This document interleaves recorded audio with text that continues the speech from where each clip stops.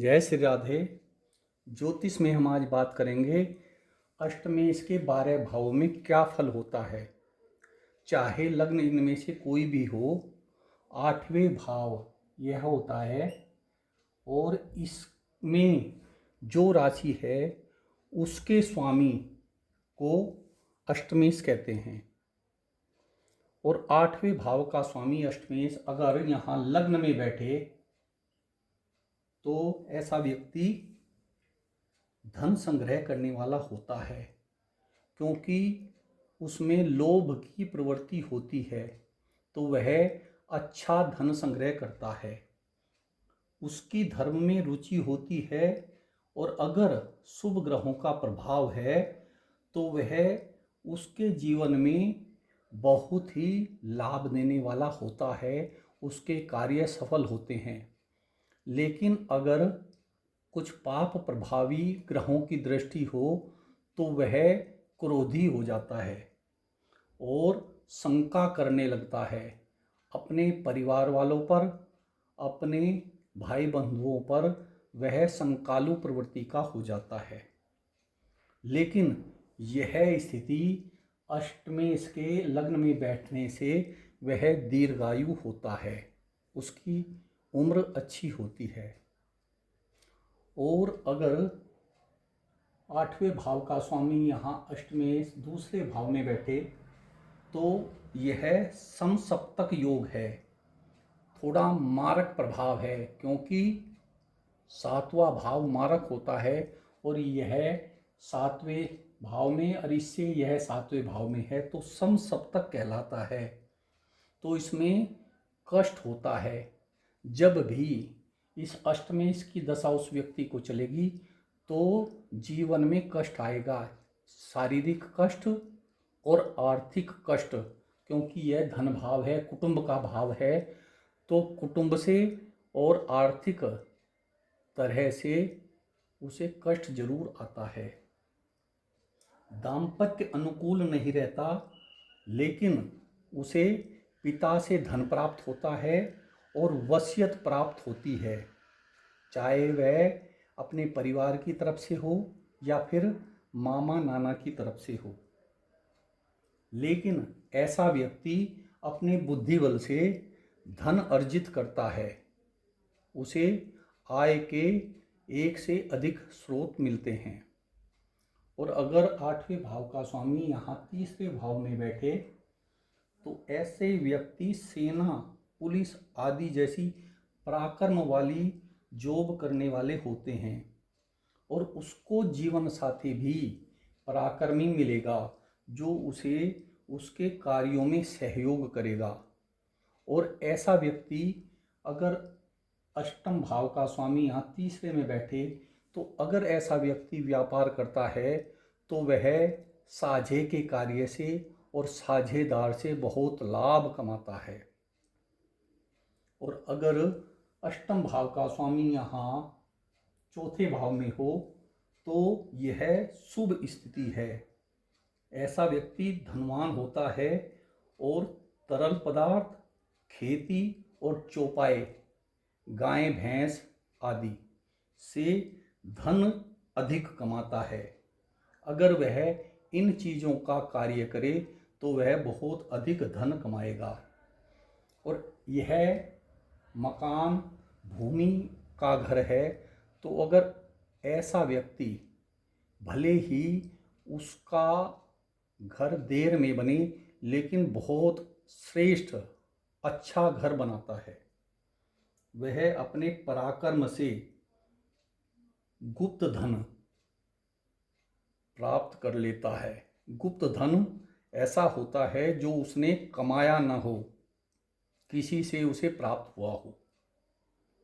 और वह अष्टम भाव का स्वामी केंद्र में है तो वह दीर्घायु भी होगा, उसकी उम्र अच्छी होगी।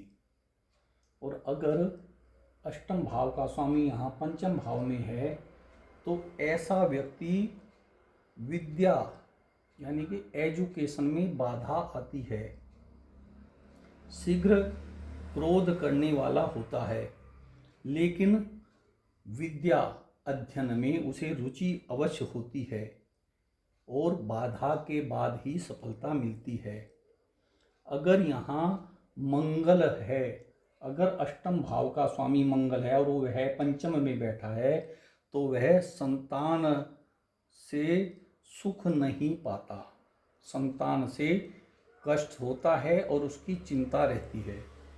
और अगर यहाँ अष्टम भाव का स्वामी शनि है और वह यहाँ बैठा है, अगर यहाँ 10 या 11 नंबर लिखा है तो उसका स्वामी शनि हुआ।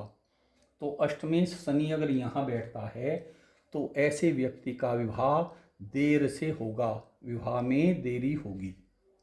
और अगर अष्टम भाव का स्वामी यहाँ छठे भाव में है तो ऐसा व्यक्ति रोग व शत्रु से कष्ट पाता है और अधिक मेहनत करके कम लाभ प्राप्त करता है, क्योंकि यह छठा भाव है और यह आठवां, दोनों त्रिक भाव हैं, तो अशुभता रहती है। और अगर आठवें भाव का स्वामी यहाँ सप्तम भाव में है तो ससुराल से लाभ प्राप्त होता है, परंतु यह स्थिति कष्ट देती है, क्योंकि यह अष्टम भाव है और आठवें से यह 12वां है, तो यह स्थिति अवश्य कष्ट देती है। विवाह में देरी और दाम्पत्य में कलह करता है। लेकिन यह केंद्र भाव भी है तो वह दीर्घायु होगा, उसकी उम्र अच्छी होगी। और अगर आठवें भाव का स्वामी यहीं पर है, अष्टम भाव में ही है, तो ऐसा व्यक्ति दीर्घायु होता है, क्योंकि वह अष्टम में है और अपनी राशि में है, तो वह दीर्घायु होगा। लेकिन वह ऋणी होगा, वह कर्ज आदि लेता रहता है और जीवन में ऋणी भी रहता है। लेकिन अपने बुद्धिबल और वाणी के प्रभाव से वह धन कमाता है, लेकिन यह स्थिति प्रेम में असफलता देती है।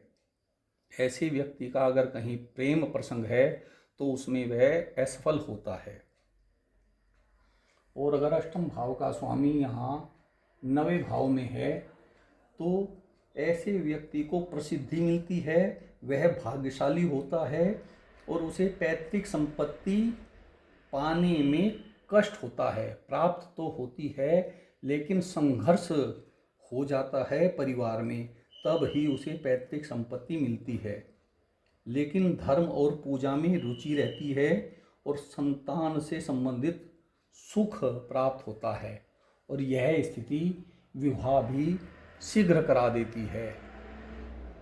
यह विवाह के लिए स्थिति अच्छी है। 8वें भाव का स्वामी नवम में भाग्य स्थान में बैठता है तो भाग्य को प्रबल करता है और विवाह में जल्दी कम उम्र में विवाह हो जाता है। और अगर अष्टम भाव का स्वामी यहाँ 10वें भाव में है तो वह कुशल कार्य करता होगा, लेकिन सफलता में देरी होगी, क्योंकि उसके कार्य में अस्थिरता रहेगी। कुछ रोग भी आशंका बनी रहेगी, उसको शारीरिक रोग भी सताएंगे, लेकिन यह केंद्र भाव है तो वह दीर्घायु होगा। और अगर अष्टम भाव का स्वामी यहाँ 11वें भाव में है तो संतान संबंधी कष्ट देगा, क्योंकि यह त्रिशदाय है। 3, 6, 11 त्रिशदाय होते हैं और 6, 8, 12 त्रिक भाव होते हैं, तो यह त्रिक भाव है और यह त्रिशदाय है, तो संतान संबंधी कष्ट होता है। आय अस्थिर रहती है, कभी जॉब बदलने की प्रवृत्ति परिवर्तन आते रहते हैं। शिक्षा में, एजुकेशन में रुकावट भी होती है। यह 8वें भाव का स्वामी यहाँ बैठता है और उसकी दृष्टि यहाँ एजुकेशन भाव पर होती है, तो वह एजुकेशन के फील्ड में बाधा देता है। और अगर अष्टम भाव का स्वामी यहाँ 12वें भाव में बैठे तो वह प्रवासी होता है, घर से दूर जाकर कार्य करने वाला होता है और व्यर्थ के कार्यों में खर्च करता है। जिन कार्यों का कोई परिणाम नहीं निकलता उन पर वह खर्च करता रहता है। वह यात्रा से सुखी होता है क्योंकि वह भ्रमण प्रिय है। घूमने में उसे अधिक संतोष मिलता है, लेकिन उसके जीवन में प्रपंच बने रहते हैं। कोई न कोई व्यवधान, रुकावट, बाधा आती रहती है। नाक कान गले के रोग की भी उसे समस्या रहती है जब अष्टम भाव का स्वामी 12वें बैठता है। लेकिन इसे विपरीत योग, राजयोग भी कहा जाता है। तो वह संघर्षों से निकलकर अपनी स्थिति को प्रबल करता है और ऐश्वर्य भोगता है विपरीत राजयोग के कारण। तो यह अष्टमेश का 12 भाव में फल हुआ। जिसका अष्टम भाव का स्वामी जिस भी भाव में है उसके ये परिणाम कहे गए हैं। जय श्री राधे।